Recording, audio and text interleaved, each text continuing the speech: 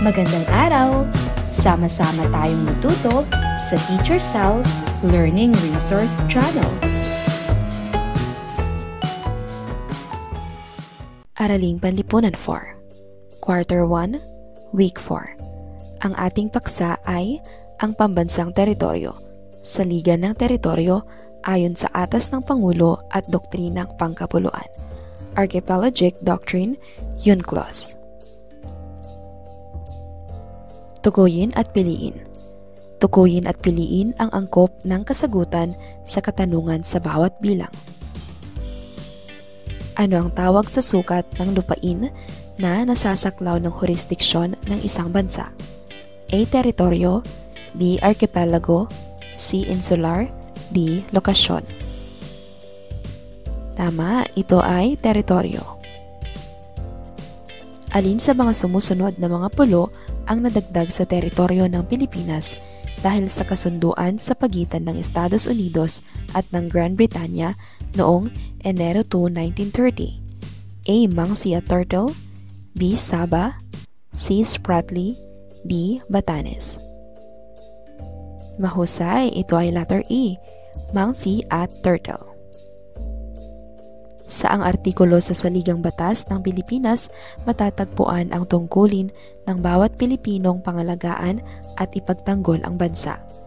A. Artikulo 1, B. Artikulo 2, C. Artikulo 3, D. Artikulo 4. Tama, ito ay letter A, Artikulo 1. Aling kasunduan ang nagpapahayag na ang mga pulo ng Cagayan, Sulu, at Sibuto ay bahagi ng teritoryo ng Pilipinas? A. Kasunduan sa Paris, B. Saligang Batas, C. Kasunduan ng Estados Unidos at ng Espanya, D. Kasunduan ng Estados Unidos at Gran Britanya. Tama, ang tamang sagot ay letter C. Kasunduan ng Estados Unidos at ng Espanya. Aling kasunduan ang nagpapahayag na ang mga pulo ng Mangsi at Turtle ay sakop ng kapuluan ng Pilipinas? Mahusay, ito ay letter D, kasunduan ng Estados Unidos at Gran Britanya. Gawain bilang 2, suri kaisipan. Para sa inyong pangkatang gawain, suriin ang kaisipan sa paksang natalakay noong nakaraan. Isulat sa cardboard na ibibigay ng guro sa bawat grupo ang SB kung ang isipan o kaisipan ay nagpapahiwatig na ang teritoryo ng Pilipinas ay nakasalig sa Saligang Batas at KB naman kung sa kasaysayan ng bansa. Isinama sa teritoryo ng Pilipinas ang mga pulo ng Cagayan at Sibuto. Tama, KB. Ang pambansang teritoryo ng Pilipinas ay binubuo ng Kapuloang Pilipinas, kasama ang lahat ng mga pulo at karagatang napapaloob dito. Mahusay, ito ay SB. Nadagdag sa teritoryo ng Pilipinas ang mga pulo ng Turtle at Mangsi. Tama, KB. Ang karagatang nakapaligid, nakapagitan at nag-uugnay sa mga pulo ng kapuluan, maging anuman ang lawak at sukat, ay bumubuo sa panloob na karagatan ng Pilipinas. Ito ay SB. Nadagdag ang pulo ng Cagayan, Sulu at Sibuto sa teritoryo ng Pilipinas. KB. Gawain 3, tingnan ang larawan ng mga mapa at talakayin natin ang nakahandang katanungan.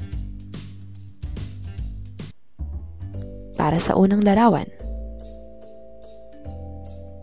Pangalawang larawan.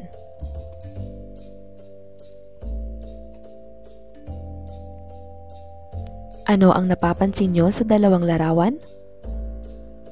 Ano ang ibig ipahiwatig ng mga linya sa unang larawan? Mahalaga ba ito sa pagtukoy ng teritoryo ng Pilipinas? Bakit? Paano ito nakatutulong sa ating bansa? Bakit kaya may pangalan na Philippines sa mapa ng Sabah? Bilang isang mag-aaral, bakit mahalagang malaman nyo ang mga lugar na sakop ng bansa? Gawain bilang 4, pagbuo ng salita. Gamit ang mga letra sa ibaba, buuin ang salita base sa mga numerong hinihingi ng bawat patlang upang mabuo ang salita. Una, doktrinang pinagtibay noong 1982 kung saan ipinahahayag ang jurisdiksyong teritorial ng mga estado sa kani-kanilang mga karagatan, kabilang na ang mga katubigang nakapaligid sa bansa, kalapagang insular, mga puok submarina na kinalalatagan ng archipelago.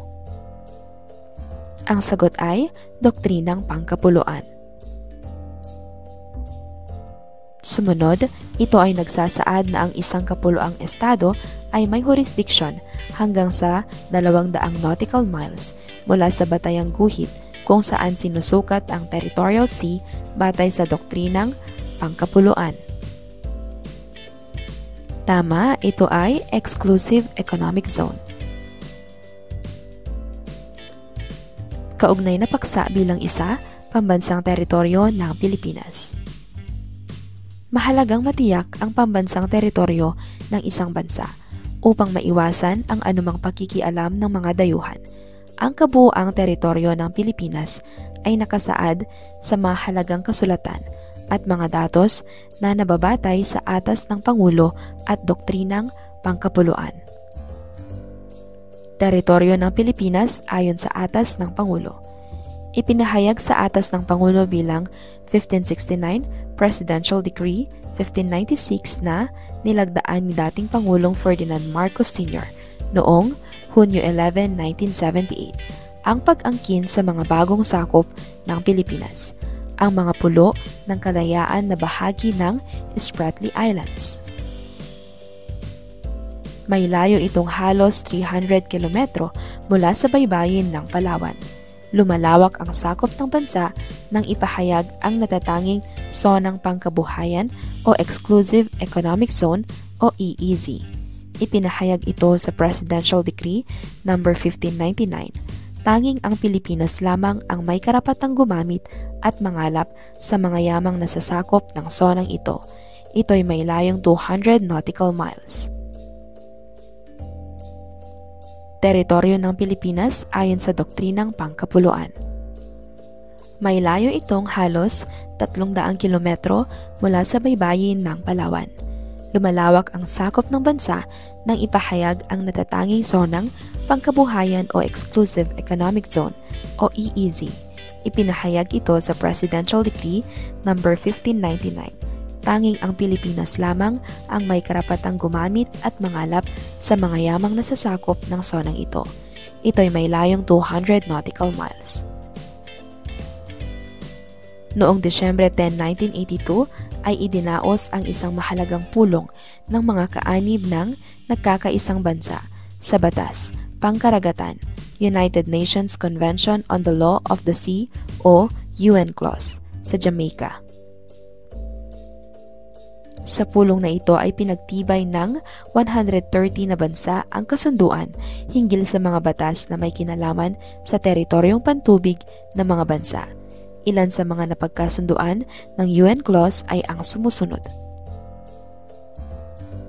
Pinagtibay ang doktrinang pangkapuluan o Archipelagic Doctrine. Ayon sa doktrinang pangkapuluan, kabilang sa teritoryo ng Pilipinas ang mga sumusunod. Kapuluan ng Pilipinas, lahat ng pulong pag-aari nito, mga bahaging tubig na sakop ng guhit na nagdurugtong sa pinakalabas na bahagi ng pulo, kalawakan sa itaas, ilalim ng lupa, ilalim ng dagat, mga yamang matatagpuan dito. Ang pagsasabatas ng bansa sa nasasakop nitong teritoryo ay nakatutulong sa kaligtasan nito.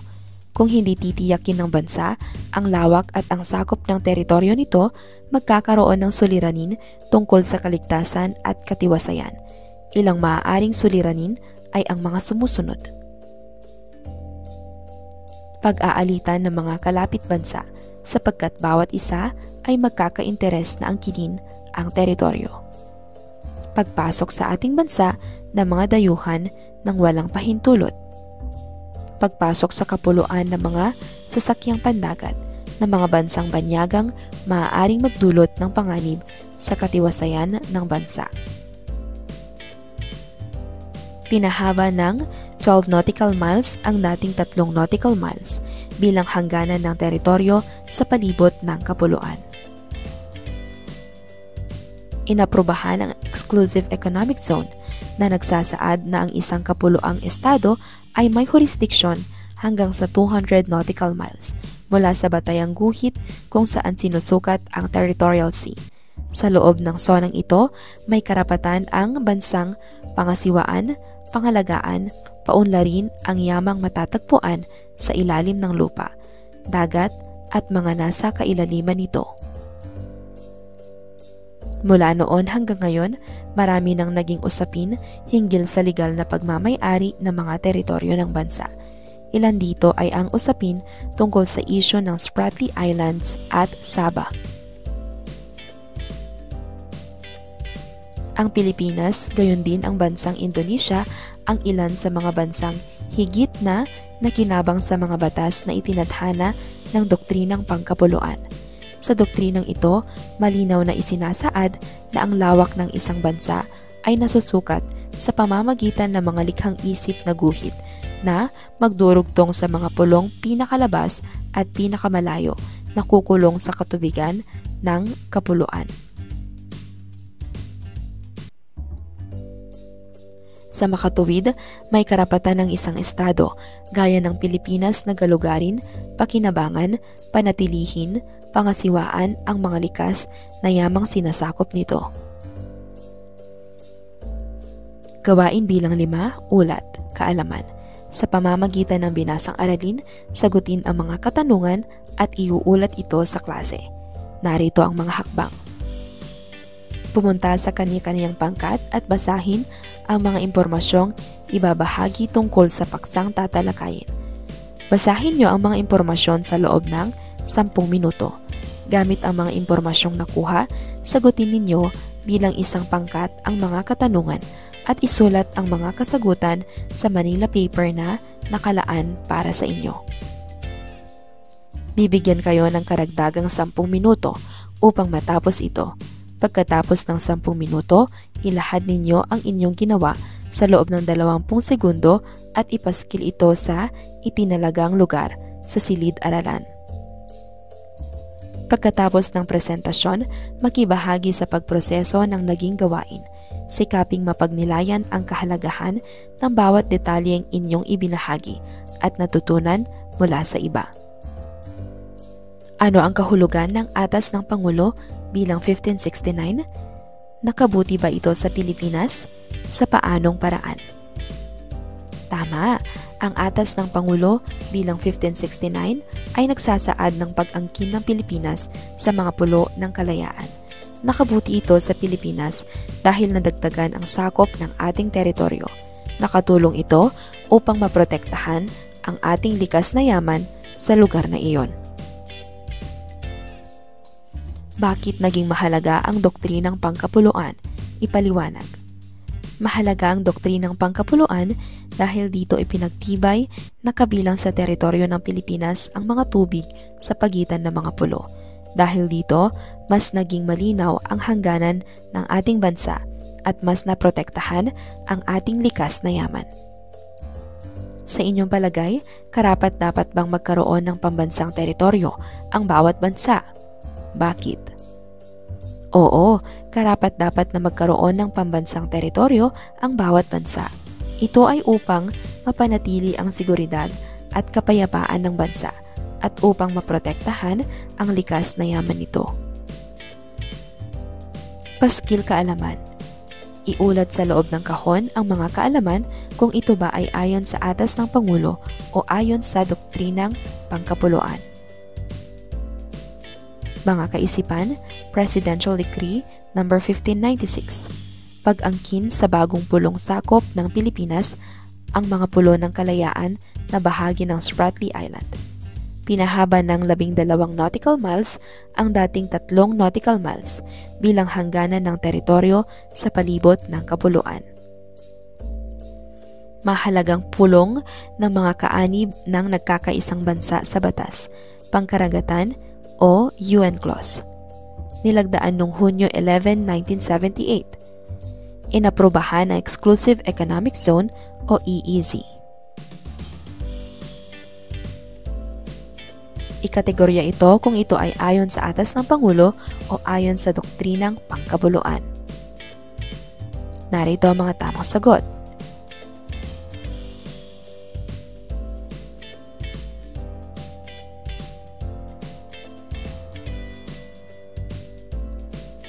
Para sa ikatlong araw. Sagot mo, itaas mo. Magkakaroon kayo ng isang masayang laro na makatutulong sa inyong pagkatuto. Sa gawaing ito, malinang ninyo ang tiyak na kaalaman at kasanayan tungkol sa teritoryo ng Pilipinas, ayon sa atas ng Pangulo at sa doktrinang pangkapuluan. Maghanda kayo ng 2 cardboard sa bawat pangkat na may nakasulat na Pangulo at Doktrina. Bumuo kayo ng 4 na pangkat. Bibigyan kayo ng panandang bilang upang mas maging maayos ang daloy ng laro. Pakinggan at unawain ang mga pahayag tungkol sa teritoryo ng Pilipinas ayon sa atas ng Pangulo at sa doktrinang pangkapuluan.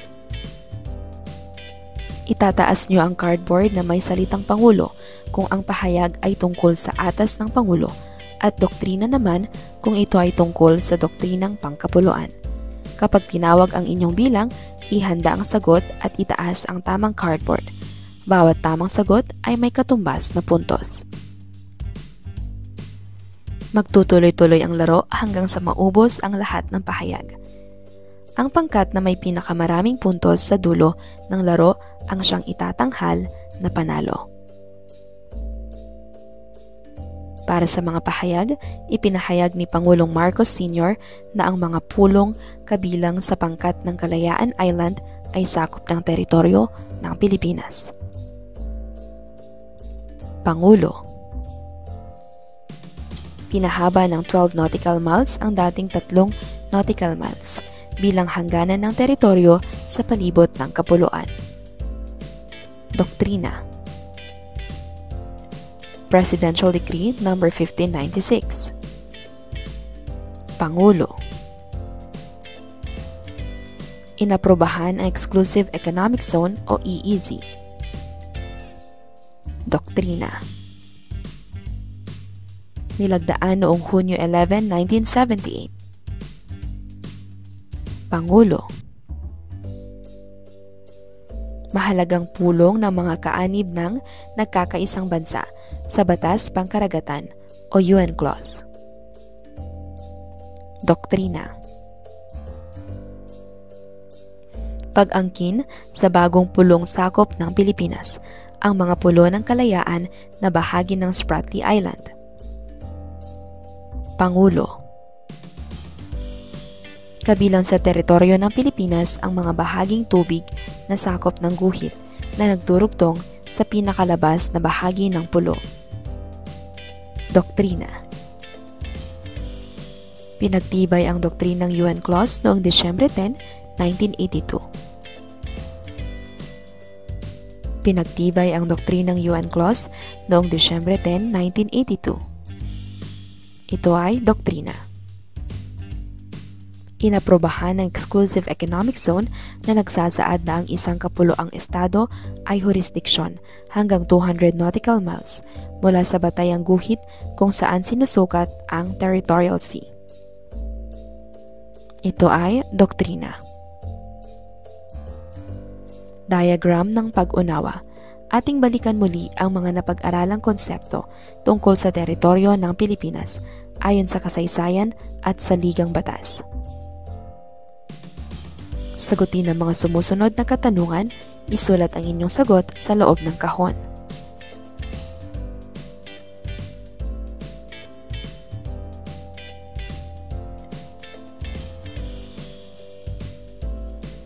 Gamit ang semantic web, ipaliwanag ang kahalagahan ng kaalaman sa teritoryo ng Pilipinas. Para ito sa seguridad ng bansa, nalalaman nyo kung hanggang saan ang sakop ng Pilipinas upang maprotektahan ito laban sa mga dayuhang banta. Karapatan sa likas na yaman. Nauunawaan nyo kung anong mga likas na yaman ang dapat pangalagaan at pakinabangan ng bansa. Pagkakakilanlan at pagkakaisa. Napapalalim ang inyong pag-unawa sa pagiging Pilipino at sa kahalagahan ng bawat bahagi ng bansa. Pag-unawa sa mga isyong panteritoryo. Nagkakaroon kayo ng mas malinaw na pananaw sa mga isyu tulad ng Spratly Islands at Sabah. Magtala ng saloobin o opinyon tungkol sa mga paksa. Isulat ito sa patlang na nakalaang pagkatapos ng pahayag. Kahalagahan ng ating kaalaman hinggil sa teritoryong sakop ng ating bansa. Mahalaga ang kaalaman sa teritoryo ng bansa upang malaman natin kung ano ang ating pag-aari at dapat protektahan. Pagkakadagdag ng pangkat ng mga pulo ng kalayaan sa teritoryo ng Pilipinas. Mabuti na nadagdag ang mga pulo ng kalayaan dahil nadagdagan ang sakop ng Pilipinas. Pagbibigay ng karapatan sa mga Pilipino upang sila lamang ang gagamit at mangalaga sa sakop na teritoryo ng bansa.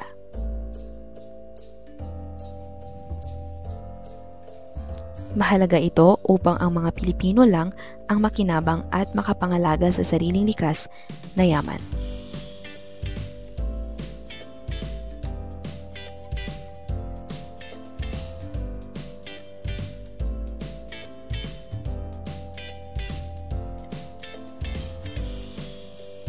Basahin at tukuyin ang sumusunod na mga pahayag.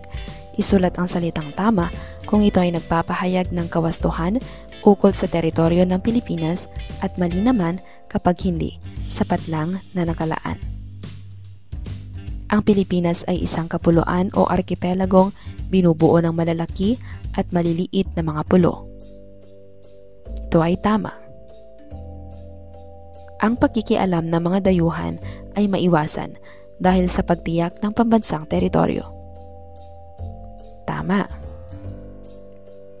Ang Pulo ng Kalayaan o Spratly Island ay hindi maituturing na kabilang sa sakop ng teritoryo ng Pilipinas, ayon kay Pangulong Ferdinand Marcos Sr. Ito ay mali. Ang teritoryo ay tumutukoy sa sukat ng lupaing saklaw ng jurisdiksyon nito. Tama. Sa loob ng Exclusive Economic Zone o EEZ ay limitado ang karapatan ng isang bansa. Linangin ang mga teritoryong bahagi nito. Ito ay mali. Ang pagpapatibay ng doktrinang pangkapuluan ay nagdulot ng pagliit sa sukat ng karagatang sakop ng mga bansang arkipelago. Ito ay mali.